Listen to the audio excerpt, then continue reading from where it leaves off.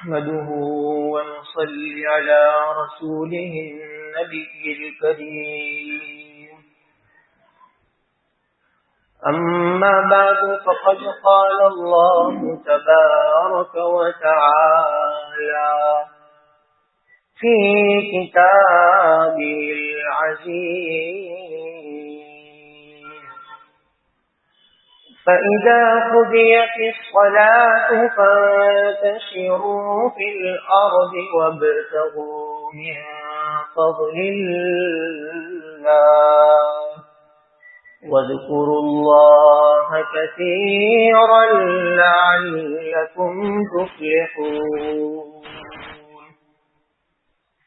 وعن أنس بن مالك رضي الله تعالى عنه قال: قال رسول الله صلى الله عليه وسلم: من صلى علي صلاة واحدة صلى الله عليه 10 صلوات وحطت عنه 10 خطيئات ورفعت له 10 درجات، أو كما قال عليه الصلاة والتسليم.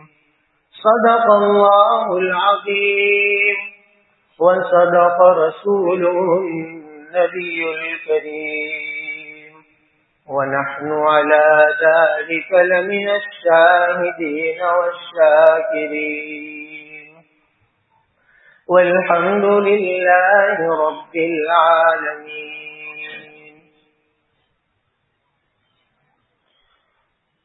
بزرگان محترم، آج یکم شعبان المعظم ہے. شعبان کی پہلی تاریخ ہے. نبی کریم صلی اللہ تعالی علیہ وسلم ارشاد فرماتے ہیں کہ جب شعبان کا چاند نظر آ جائے تو اس کے بعد رمضان کو آنے کو گنا کرو. احسو ہلال شعبان لرمضان، کہ جب شعبان کا چاند نظر آ جائے تو اس کے بعد رمضان آ رہا ہے، تو کہا کہ اب رمضان کب آئے گا، کس کس تاریخ کو آ سکتا ہے، تو اس کو ابھی سے گنا کرو تاکہ رمضان کو نبی کریم صلی اللہ علیہ وسلم کے طریقے کے مطابق گزارا جا سکے. اس پر بھی ہم کلام کریں گے، لیکن ہمارا ایک موضوع باقی ہے جمعۃ المبارک کے حوالے سے. گزشتہ جمعہ ہمارے سامنے سورہ کہف کے متعلق بات آئی تھی کہ روایت میں آتا ہے نبی کریم صلی اللہ تعالی علیہ وسلم ارشاد فرماتے ہیں کہ جس کسی شخص نے جمعہ کے دن سورہ کہف کی تلاوت کی، اللہ تبارک و تعالی اس کو 8 دن تک ہر طرح کے فتنے سے محفوظ رکھتا ہے. اگر ان 8 دنوں میں دجال بھی نکل آئے تو اللہ تبارک و تعالیٰ اس کو اس بڑے سے بڑے فتنے سے بھی بچائے رکھے گا. اس وقت دنیا کا جو ماحول ہے، قرب قیامت کا وقت ہے، اب ہر دن ایک سے ایک بڑھ کر فتنہ آئے گا. جیسے کہ روایت میں آتا ہے کہ ایک فتنہ تو کبھی ایسا آئے گا کہ انسان یہ سمجھے گا کہ اس سے بڑا فتنہ تو کوئی آ ہی نہیں سکتا، لیکن پھر اس سے بڑھ کر فتنہ ایسا آئے گا کہ پہلے آنے والا فتنہ تو کچھ تھا ہی نہیں. اس طرح تابڑ کو فتنے آتے رہیں گے جب تک کہ قیامت قائم نہیں ہو جائے. تو اس زمانے کے اندر اپنے ایمان کی حفاظت کے لیے، اپنے اعمال کی حفاظت کے لیے سورہ کہف کی تلاوت کرنا انتہائی ضروری ہے. وقت اتنا نہیں ہے کہ آپ کے سامنے اس کی حقیقت کو اجاگر کروں کہ کیوں ضروری ہے، اور اس میں اللہ تبارک و تعالیٰ نے جو مضامین بیان کیے اجمالی طور پر آپ کے سامنے اس کو بیان کر دیا کہ اس میں کیا مضامین ہیں، کس بنیاد پر نبی کریم صلی اللہ علیہ وسلم نے سورہ کہف کی تلاوت کا حکم دیا. جبکہ ایک روایت میں آتا ہے کسی آدمی نے، ابو سعید خدری رضی اللہ تعالیٰ عنہ کی روایت میں آتا ہے، نبی کریم صلی اللہ تعالی علیہ وسلم ارشاد فرماتے ہیں جس نے جمعہ کے دن سورہ کہف کی تلاوت کی اس جمعہ سے لے کر آئندہ جمعہ تک اس کے لیے نور ہی نور پھیلا دیا جاتا ہے۔ جبکہ ایک روایت میں آتا ہے کہ جمعہ کے دن سورہ کہف کی اگر کوئی شروع کی 10 آیات اور آخر کی 10 آیات کی صرف تلاوت کر لے تو اس کے پیر سے لے کر سر تک نور پھیل جاتا ہے۔ جبکہ ایک روایت میں آتا ہے کہ پوری سورہ کہف کی تلاوت کر لی تو زمین سے لے کر آسمان تک اللہ تبارک و تعالی نور کو پھیلا دیتا ہے۔ جبکہ ایک روایت میں آتا ہے کہ جس نے جمعہ کے دن سورہ کہف کی تلاوت کی، جس جگہ تلاوت کی اس جگہ سے لے کر کعبۃ اللہ تک اللہ تعالیٰ نور پھیلا دیتا ہے۔ اس جگہ سے لے کر کعبۃ اللہ تک اللہ تبارک و تعالیٰ نور پھیلا دیتا ہے ایک ہفتے تک۔ ان ساری روایات کو مد نظر رکھتے ہوئے یہ بات معلوم ہوتی ہے کہ اس کی تلاوت کرنے والا حقیقت میں نورانی بن جاتا ہے۔ اللہ تبارک و تعالیٰ اس کو اپنی طرف سے عبادت کا نور عطا فرماتے ہیں، توفیق کا نور عطا فرماتے ہیں۔ کہ جمعہ کے دن کی اب جتنا اس پر کلام کرتے جائیں گے اتنی بات لمبی ہوتی چلی جاتی ہے۔ بس روایت سے ایک سنت کا یہ بھی اس بات ہوا کہ جمعہ کے دن سورہ کہف کی تلاوت کی جائے۔ دوسری چیز یہ ہے کہ جب جمعہ کی نماز مکمل ہو جائے کہ جمعہ کی نماز کے مکمل ہونے کے بعد روایت میں آتا ہے کہ جس کسی شخص نے 7 مرتبہ سورہ اخلاص، 7 مرتبہ سورہ فلق اور 7 مرتبہ سورہ ناس، 7 مرتبہ جس نے ان 3 سورتوں کو پڑھ لیا، اللہ تبارک و تعالیٰ اس کو آئندہ جمعہ تک ہر برائی سے اس کو محفوظ رکھے گا۔ ہر برائی سے اللہ تبارک و تعالیٰ اس کو محفوظ رکھے گا۔ کتنا آسان طریقہ ہے، کتنا آسان عمل ہے۔ علامہ نووی علیہ رحمہ نے اپنی کتاب الاذکار للنووی میں اس کو لکھا ہے اور اس کو ورد ضامن کہا جاتا ہے۔ 7 مرتبہ سورہ اخلاص، 7 مرتبہ سورہ فلق اور 7 مرتبہ سورہ ناس، یہ اگر پڑھ لیا جائے تو اس کو ورد ضامن کہتے ہیں کہ اللہ تبارک و تعالیٰ پڑھنے والے کو اس بات کی ضمانت دیتا ہے کہ آئندہ ہفتے تک اللہ عز و جل ہر طرح کی برائیوں سے تجھے کیا رکھے گا؟ محفوظ رکھے گا۔ تو یہ بھی عمل کرنے کی چیز ہے۔ اور ایک تیسری چیز کہ جمعہ کے جو درود شریف کثرت سے پڑھا جائے، یہ ہر ایک مستقل موضوع ہے۔ درود شریف تو اس کے کیا فوائد ہیں، کیا اغراض ہیں، قرآن کریم میں اس کا کیا حکم ہے، تو آئندہ کبھی اس کو بیان کریں گے مختصراً۔ روایت میں آتا ہے دنوں میں سب سے بہترین دن جمعہ کا دن ہے، اور جمعہ کے دن مجھ پر کثرت کے ساتھ درود شریف پڑھا کرو۔ کیوں؟ اس لیے کہ تمہارا پڑھا ہوا درود میرے سامنے میری قبر میں پیش کیا جاتا ہے۔ نبی کریم صلی اللہ علیہ وسلم فرماتے ہیں کیوں؟ اس لیے کہ تمام تر انبیاء علیہ السلام اپنی قبروں میں زندہ ہوتے ہیں۔ سارے انبیاء علیہ السلام جتنے بھی نبی دنیا سے گئے تو وہ دنیا سے گئے لیکن قبر میں کیا ہوتے ہیں؟ زندہ ہوتے ہیں۔ اسی لیے حضرات فقہاء نے مسئلہ لکھا ہے کہ نبی کے مرنے کے بعد نبی کی بیویوں سے کوئی نکاح نہیں کر سکتا۔ نبی کے مرنے کے بعد نبی کے چھوڑے ہوئے مال میں وراثت تقسیم نہیں ہوتی۔ کیوں؟ اس لیے کہ وہ اپنی قبر میں حیات زندہ ہے۔ اب ایک آدمی زندہ ہو، کسی کی بیوی ہو تو اس عورت سے کوئی نکاح کر سکتا ہے؟ ایک آدمی زندہ ہو کیا اس کے مال میں کوئی وراثت تقسیم کر سکتا ہے؟ اس لیے آپ علیہ السلام نے فرمایا ہم ہماری قبروں میں زندہ ہوتے ہیں۔ اور روایت میں آتا ہے ان اللہ تبارک و تعالی حرم علی الارض اجساد الانبیاء، اللہ تبارک و تعالی نے زمین کے لیے انبیاء علیہ السلام کے جسموں کے کھانے کو حرام قرار دیا۔ زمین کو اجازت نہیں دی کہ انبیاء علیہ السلام کے جسموں کو کھائے۔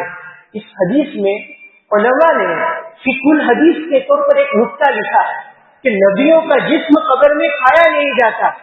اگر کوئی نبی کے طریقوں کے مطابق زندگی گزارتا ہو، اتباع سنت کا پابند ہو، ہر کام کہ نبی نے جیسے کیا ویسے کروں گا. علماء نے لکھا ہے اتباع سنت کی برکت سے اللہ تبارک و تعالیٰ اس کو ایک انعام یہ بھی دے سکتا ہے کہ اس کو اس کی قبر میں کھایا نہیں جائے گا. وہ قبر میں قیامت تک محفوظ رہے گا، قیامت تک. ورنہ عام طور پر انسان قبروں کے اندر پہلے اس کا پیٹ یہ کھلتا ہے، پھلتا ہے، پھر اس کے بعد وہ پھوٹ جاتا ہے، پھر وہاں سے وہ گلنا چھوڑنا شروع ہو جاتا ہے. لیکن جو لوگ اتباع سنت کے پابند ہوتے ہیں ان کے جسموں کو قبر کے کیڑے تک نہیں کھاتے، ان کو محفوظ رکھتے ہیں کہ کیونکہ تم نے نبی کی ایک ایک ادا کو کیا رکھا، محفوظ رکھا. اس لیے عزیزوں اتباع سنت بھی بہت بڑی چیز ہے. تو جمعہ کے دن کثرت کے ساتھ درود شریف پڑھایا جائے. درود شریف کے بے شمار فضائل. ایک روایت نقل کر کے آگے میں بڑھتا ہوں. روایت میں آتا ہے نبی کریم صلی اللہ تعالی علیہ وسلم نے ارشاد فرمایا جس کسی شخص نے مجھ پر ایک مرتبہ درود پڑھا، ایک مرتبہ درود پڑھا، اللہ تبارک و تعالی اس پر 10 رحمتیں اتارتا ہے. پہلا انعام کتنی رحمتیں؟ 10 رحمتیں. دوسرا انعام ایک مرتبہ درود پڑھنے سے اللہ تبارک و تعالی اس کے 10 چھوٹے چھوٹے گناہوں کو معاف کر دیتا ہے. تیسرا انعام اللہ تبارک و تعالی ایک مرتبہ درود پڑھنے سے اس کے 10 درجات کو بلند کرتا ہے. بس اس روایت میں 3 باتیں کہ اس کو 3 بڑے 30 انعام دیے جاتے ہیں. ایسا سمجھو کہ 10 گناہ بھی معاف ہوتے ہیں، 10 درجات بھی بلند ہوتے ہیں اور 10 رحمتیں بھی اترتی ہیں. جبکہ کچھ اور ضعیف روایتوں میں یہ بھی آیا ہے کہ 10 نیکیاں بھی لکھی جاتی ہیں. اب آپ دیکھو تو صحیح ایک درود پڑھنے کا کتنا بڑا ثواب ہے. اگر میں آپ کو قرآن کریم کی آیت جو ہم عام طور پر پڑھتے رہتے ان اللہ وملائکتہ یصلون علی النبی یا ایھا الذین آمنوا صلوا علیہ وسلموا تسلیما، اس پر کلام کریں گے تو وقت ختم ہو جائے گا. پھر اس روایت اس قرآن کریم کی آیت میں اللہ تبارک و تعالیٰ یہ کہنا چاہتے ہیں کہ دیکھو اللہ تبارک و تعالیٰ خود، اس کے فرشتے بھی بذات خود اللہ کے نبی پر درود بھیجتے. نبی کی ذات پر درود کون بھیجتا ہے؟ اللہ خود. اور اس کے فرشتے بھی درود بھیجتے. جو کام اللہ کرتا ہے، جو کام فرشتے کرتے ہیں، اس کام کو اللہ کہتا ہے کہ میرے بندو تم بھی کرو. اس سے 2 باتیں معلوم ہیں. ایک تو نبی کریم صلی اللہ علیہ وسلم کی عظمت کا علم ہوا. ایسی عظیم المرتبت شخصیت عظما ہے کہ جس پر اللہ تبارک و تعالیٰ خود رحمت بھیجتا ہے، خود درود بھیجتا ہے اور اپنے فرشتوں کو بھی حکم دیا کہ تم بھی ان پر رحمت بھیجو. اور دوسری بات اس سے معلوم ہوئی کہ ہمیں اللہ تعالیٰ یہ چاہتا ہے کہ میرے کام میں تم بھی کیا ہو جاؤ، شریف و صحیح ہو جاؤ. اس لیے جمعہ کے دن کثرت کے ساتھ درود شریف پڑھا جائے. جو جتنا کثرت کے ساتھ درود شریف پڑھتا ہے اللہ تبارک و تعالیٰ اس کو ہر طرح کے غموں سے اللہ اس کو دور رکھتا ہے. اللہ اس کو کیا رکھتا ہے؟ دور رکھتا ہے. ایک مختصر نقطہ بیان کر دوں کہ آپ علیہ الصلوۃ والسلام نے فرمایا کہ آپس میں ایک دوسروں کو ہدیہ دیا کرو. آپ علیہ السلام نے فرمایا جب تمہیں کوئی ہدیہ دے تو شریعت کا حکم یہ ہے کہ تمہیں بھی اس کو دینا چاہیے. اب جبکہ ہم حضور پر کیا بھیجتے ہیں؟ درود بھیجتے ہیں. تو بھیا ہم حضور کو ایک تحفہ دیتے ہیں تو کیا نبی خود اپنی بات پر عمل نہیں کرے گا؟ ہم اللہ کے نبی کو تحفہ دیتے ہیں تو اللہ کے نبی ہمیں کیا دیں گے؟ ایک عظیم تحفہ دیں گے. کون سا تحفہ دیں گے وہ تو اللہ ہی جانتا ہے. اور کم سے کم تحفہ تو یہ ہوگا کہ اللہ سارے کے سارے غموں کو آپ کے کیا کر دے گا؟ دور کر دے گا. یہ جمعہ کے دن کے بارے میں کچھ اہم باتیں ہوئی. اب میں قرآن کریم کی اس آیت کی طرف آتا ہوں جن میں 2-3 جمعہ سے مسلسل پڑھتا ہوں. فَإِذَا قُضِيَتِ الصَّلَاةُ فَانتَشِرُوا فِي الْأَرْضِ وَابْتَغُوا مِن فَضْلِ اللَّهِ. اللہ تعالیٰ قرآن مجید کو فرماتے ہیں کہ جب جمعہ کی نماز مکمل ہو جائے، جمعہ کی نماز مکمل کب مکمل ہوتی ہے؟ 2 رکعت امام پڑھا لے تو مکمل نہیں، اس کے بعد کی جو سنن ہے ان سنتوں کو پڑھنے کے بعد اذا قضیت الصلاۃ فانتشروا فی الارض، اللہ فرماتے ہیں زمین میں پھیل جاؤ، اب کاروبار کرو، اب کاروبار کرو، اب اگر کاروبار کرو گے تمہارے رزق میں اللہ برکت دے گا۔ وَابْتَغُوا مِن فَضْلِ اللَّهِ، اللہ کے فضل کو تلاش کرو، روزی کمانا فرض ہے اور وہیں پر مستقل عبادت بھی ہے، جبکہ حلال طریقے سے ہو، امانت داری کے ساتھ ہو، سچائی کے ساتھ ہو۔ روایت میں آتا ہے التاجر الصادق الامین مع النبیین والصدیقین والشہداء والصالحین، کہ یہ تجارت کرنے والے اگر سچائی کے ساتھ اور امانت داری کے ساتھ تجارت کریں گے تو کل کو قیامت کے دن کا حشر انبیاء علیہ السلام کے ساتھ ہوگا، صدیقین کے ساتھ ہوگا، شہداء کے ساتھ ہوگا، نیکوکاروں کے ساتھ اس کا حشر ہوگا۔ اللہ تعالیٰ فرماتے کہ وَابْتَغُوا مِن فَضْلِ اللَّهِ، اور ہاں اگر فضل تلاش کرنے جاتے ہو تو اللہ کو بھول مت جانا، وَاذْكُرُوا اللَّهَ كَثِيرًا، کثرت سے اللہ کو یاد کرو، لَعَلَّكُمْ تُفْلِحُونَ، تاکہ تم کیا ہو جاؤ، کامیاب ہو جاؤ۔ ایک تفسیر کی کتاب ہے تفسیر ابن کثیر، حافظ امام الدین ابن کثیر نے اس آیت کے ضمن میں اپنی تفسیر میں لکھا جو آدمی جمعہ کے بعد کاروبار کرتا ہے اللہ تبارک و تعالی اس کے کاروبار میں 70 مرتبہ برکتیں نازل فرماتا ہے۔ کتنی مرتبہ؟ 70، یعنی 70 مرتبہ اللہ تعالیٰ کیا نازل فرماتا ہے؟ برکتیں نازل فرماتا ہے 70 مرتبہ۔ اب سوچو تو صحیح، اس لیے علماء نے لکھا ہے کہ جمعہ کی نماز سے پہلے کاروبار نہ کرو۔ یہ جو ہمارا طریقہ چل پڑا ہے، ہم جمعہ کی نماز سے پہلے کاروبار کرتے ہیں، یہ مزاج شریعت کے خلاف، شریعت نے اس کو پسند نہیں کیا۔ شریعت نے کس کو پسند کیا؟ کہ جمعہ کی نماز کے بعد کی کاروبار کرو۔ اس میں علماء نے لکھا کہ صالحین کا، اللہ کے نیک لوگوں کا ایک تجربہ رہا ہے کہ جمعہ کے بعد اگر کوئی کاروبار کرتا ہے تو ہم تو سو جاتے ہیں کھا پی کر، ہم تو اپنی روایتی اپنی ہے وہ کھا کر سو جاتے ہیں، حالانکہ اصل جمعہ کے بعد کاروبار کرنا چاہیے، اس میں برکت ہے، اللہ خود حکم دیتے ہیں کہ آپ کاروبار کرو۔ 70 مرتبہ اللہ تبارک و تعالیٰ برکتیں نازل فرمائے۔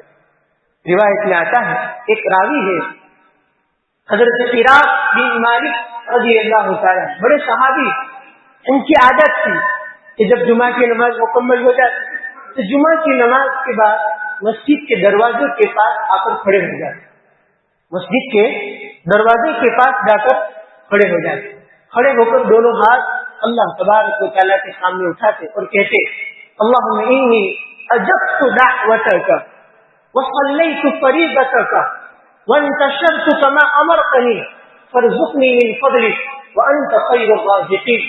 اے اللہ، میں نے تیری پکار کو قبول کر لیا، تو نے کہا کہ نماز پڑھنے جاؤ، میں آ گیا، میں نے تیری پکار کو قبول کیا، میں نے تیرے حکم کو مانا، میں نے فرض نماز کو پڑھ لیا، اب میں جا رہا ہوں کاروبار کے لیے جیسا کہ تو نے قرآن میں حکم دیا، اذا قضیت الصلاۃ فانتشروا فی الارض، تیرے حکم کے مطابق اب میں جا رہا ہوں تجارت کے لیے، کاروبار کے لیے، بزنس کے لیے، اب وارزقنی من فضلک، اپنے فضل سے روزی عطا فرما، تو ہی بہترین روزی دینے والا ہے۔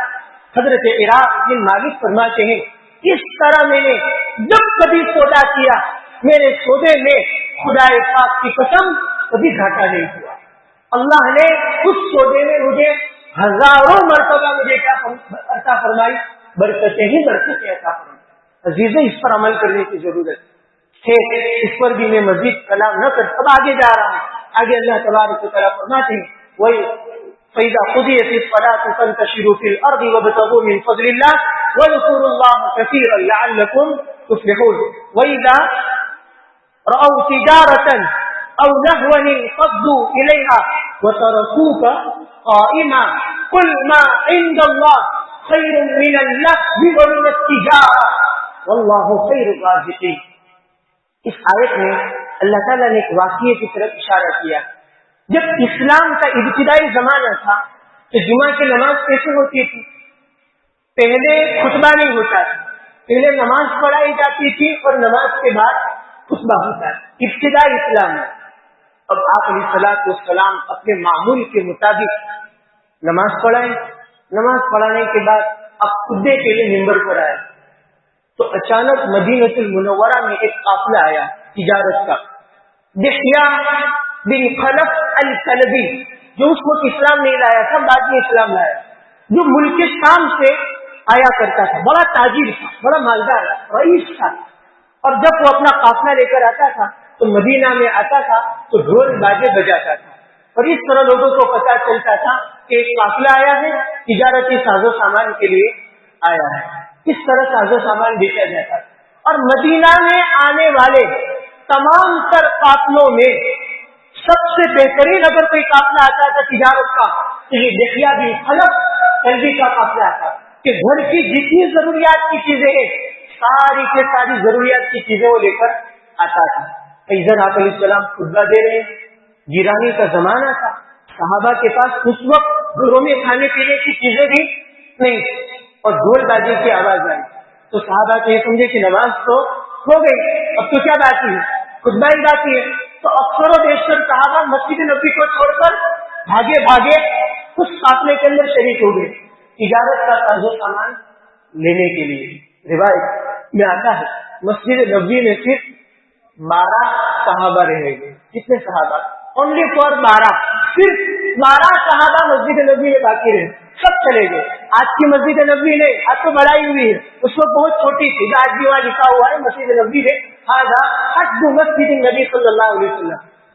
اللہ تبارک و تعالیٰ نے اس وقت نبی کریم صلی اللہ علیہ وسلم کے دل پر یہ وحی بھیجی، اگر یہ 12 لوگ بھی چلے جاتے، خدا پاک کی قسم مدینہ کی ساری کی ساری وادیوں کو آگ سے میں بھر دیتا، مدینہ کی ساری وادیوں کو میں آگ سے بھر دیتا۔ ان 12 صحابہ نے میری عزت کی اور میرے غضب کی قدر کر لی، ورنہ مدینہ کی ساری وادیوں کو آگ سے بھر دیتا۔